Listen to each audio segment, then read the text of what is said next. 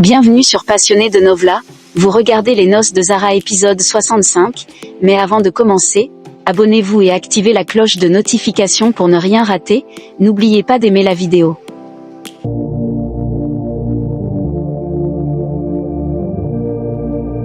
L'épisode s'ouvre sur une confrontation intense entre Zara et Shahbaz. Zara supplie son beau-père de ne pas partir, affirmant qu'elle est prête à quitter la maison pour préserver la paix. Mais Shahbaz, inflexible, lui annonce qu'elle devra non seulement quitter la maison, mais également s'éloigner de Kabir pour toujours. Kabir, bouleversé, implore son père de reconsidérer sa décision, mais Shahbaz reste catégorique. Ayesha intervient pour faire taire Kabir, tandis que Kanchan tente de calmer la situation en soulignant la colère de Shahbaz. Kabir répète qu'il s'est excusé, mais ses efforts semblent vains. Dans sa chambre, Zara prie avec ferveur. Elle demande au Tout-Puissant de la guider et d'éclairer sa voie. Elle se sent coupable des conflits qui déchirent la famille et reconnaît que cela affecte aussi sa propre famille. Désemparée, elle cherche une solution pour empêcher l'effondrement de son foyer. C'est alors que Zinat entre. Elle affirme pouvoir guider Zara, mais l'avertit que le chemin sera difficile. Zinat lui suggère de quitter Kabir pour le bien de tous, en invoquant le droit de la femme à demander le divorce à travers la procédure de Khula. Zara est choquée. Elle croit que les relations sont faites pour être préservées, pas brisées. Mais Zinat insiste, la situation est exceptionnelle et nécessite un sacrifice. Elle lui rappelle que Zara est jeune, instruite, belle, et qu'elle pourra reconstruire sa vie. Zinat lui affirme qu'en renonçant à Kabir, elle rétablira l'équilibre familial. Elle conclut en mettant Zara face à sa propre nature, une femme forte, capable de faire les choix difficiles pour le bien des autres. Zara, accablée, réalise que son rêve d'un mariage heureux est peut-être devenu une malédiction. Kabir reçoit un appel téléphonique tard dans la nuit. Il confirme la réception de documents, mais préfère reporter leur rencontre au lendemain matin. Zara entre dans la pièce, surprise de le trouver encore éveillé. Kabir exprime son inquiétude face à la situation difficile qu'il traverse, et Zara, hésitante, propose une solution, il devrait obéir à son père et divorcer d'elle. Kabir est choqué par cette suggestion et refuse catégoriquement. Zara tente de lui faire comprendre qu'elle agit par souci du bien-être de la famille, convaincue que sa présence est à l'origine des problèmes. Kabir, lui, insiste sur leur union et affirme qu'elle est à la fois sa force et sa faiblesse. Il lui déclare son amour avec intensité, lui assurant que sa vie serait détruite sans elle. Zara, émue mais résolue, propose un divorce selon le Khula et veut lui rembourser la dot. Kabir accepte à contre-cœur, mais insiste pour qu'elle reste à ses côtés et cesse de parler de séparation. Il lui demande simplement de lui sourire chaque jour et de lui préparer du thé, comme une promesse de normalité. Plus tard, Zara parle à sa mère Salma au téléphone. Cette dernière est très inquiète pour sa fille, d'autant plus que des rumeurs circulent sans cesse à propos de l'affaire Nilofer, une jeune femme morte dans des circonstances suspectes à l'hôpital. Zara tente de la rassurer avant de partir avec Kabir. Salma, troublée, demande à Irfan pourquoi tout le monde parle autant de Nilofer et pourquoi cela pousse les gens à vouloir la séparation de Zara et Kabir.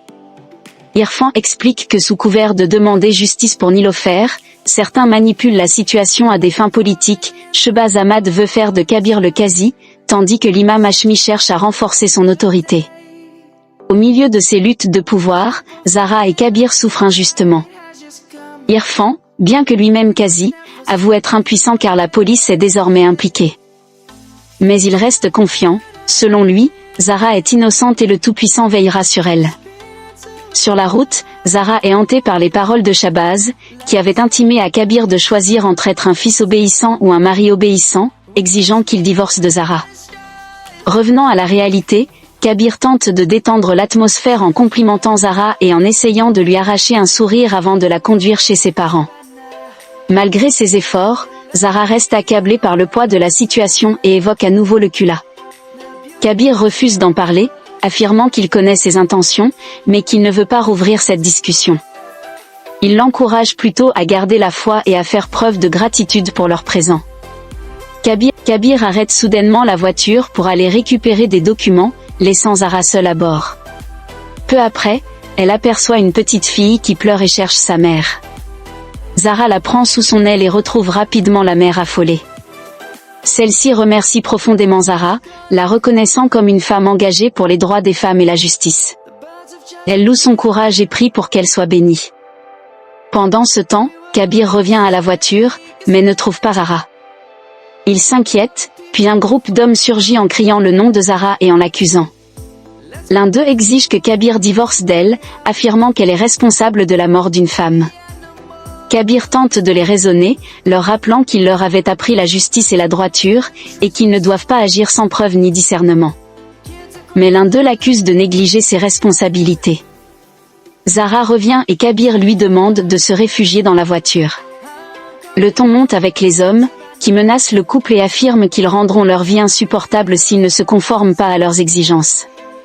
Accusant Zara d'être une meurtrière, l'un des hommes réclame son expulsion immédiate de la ville. Enragé, Kabir frappe l'un des agitateurs. Le groupe exige des excuses, mais la tension s'intensifie. Un des hommes reçoit un signal et lance une pierre sur Zara, la blessant. Kabir s'emporte, demande à Zara de rester dans la voiture, puis se lance à la poursuite de l'agresseur. Zara, paniquée, court après lui en criant son nom, mais elle finit par le perdre de vue. Inquiète et désespérée, Zara se rend au commissariat pour signaler que la vie de son mari, Kabir, est en danger. Elle implore l'aide des officiers, mais se heurte d'abord à l'indifférence de Monsieur Tiwari, qui lui demande de s'asseoir malgré l'urgence de la situation. Zara refuse de se calmer tant qu'aucune action n'est prise. L'inspecteur Pandey intervient, reconnaît Zara, et tente de la rassurer. Zara lui explique qu'une foule agressive a attaqué Kabir, et qu'elle-même a été blessée par un jet de pierre. Pandey, en voyant sa blessure, fait immédiatement appeler un médecin et ordonne à Tiwari d'accompagner Zara. Alors qu'elle pense enfin être aidée, Pandey la retient pour l'interroger, révélant qu'il possède désormais des preuves solides contre elle. Pendant ce temps, Kabir, revenu à la voiture, cherche Zara. Une voiture de police arrive et l'agent Tiwari l'informe que son épouse est au poste. Au poste de police, l'inspecteur Pandey présente à Zara un rapport médico-légal qui l'accuse formellement. Zara, sous le choc, nie les faits, mais l'inspecteur ordonne son arrestation. Au même moment, Kabir arrive au commissariat et découvre sa femme menottée. Furieux, il exige des explications. L'inspecteur lui montre les preuves, une vidéo de surveillance montrant Zara en burqa à l'hôpital, un témoignage d'un surveillant, et surtout un rapport d'empreinte digitale trouvé sur une bouteille contenant du poison. Kabir réfute les accusations en insistant sur le fait que les preuves peuvent être manipulées. Il révèle ensuite qu'il a déjà obtenu une caution anticipée pour Zara, ce qui force l'inspecteur à la libérer. En privé, Kabir prend soin de Zara, et elle le remercie sincèrement pour son soutien. Elle reconnaît que même si son innocence n'est pas encore prouvée, Kabir a lavé son honneur en la défendant. Mais Zara partage une révélation, elle pense que toute cette affaire n'est pas une attaque dirigée contre elle, mais une conspiration contre Kabir. Elle se sent utilisée comme un pion pour l'atteindre. Elle lui demande alors, en larmes, de sauver sa vie en acceptant le divorce, persuadée que sa présence à ses côtés le met en danger.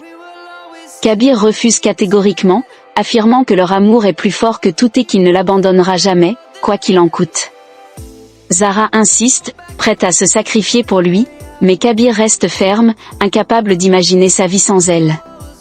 De retour à la maison, l'atmosphère est tendue. Ayesha s'inquiète de l'arrestation de Zara, tandis que Shabazz annonce brusquement qu'ils doivent quitter la maison. Kabir tente de le rassurer, mais son père insiste, cherchant à savoir quelle décision Kabir a prise à propos du divorce. Zinat, avec une remarque acerbe, semble sous-entendre que Kabir est prêt à divorcer. Kabir, cependant, se défend et fait une proposition, il acceptera le divorce seulement si, dans les 7 jours, il ne parvient pas à prouver l'innocence de Zara. Sinon, ils resteront ensemble.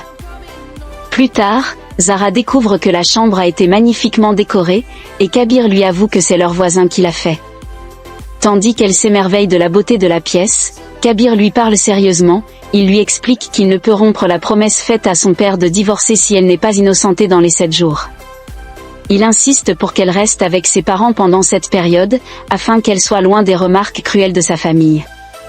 Zara accepte, mais elle exprime ses préoccupations. Si Kabir échoue à prouver son innocence dans ce délai, leur divorce sera inévitable. Kabir, déterminé à résoudre l'affaire, lui rappelle que 7 jours sont amplement suffisants pour mener l'enquête et qu'il est sûr de trouver le coupable. Zara, pleine d'espoir, lui répond que ce délai semble long mais juste. Ils évoquent leur rêve commun d'une vie future ensemble, et Zara, avec tendresse, lui rappelle qu'elle l'a prié au Tout-Puissant pour qu'ils soient ensemble dans la prochaine vie. Kabir, bouleversé, promet de réaliser ce rêve, malgré les obstacles du destin qui semblent vouloir les séparer.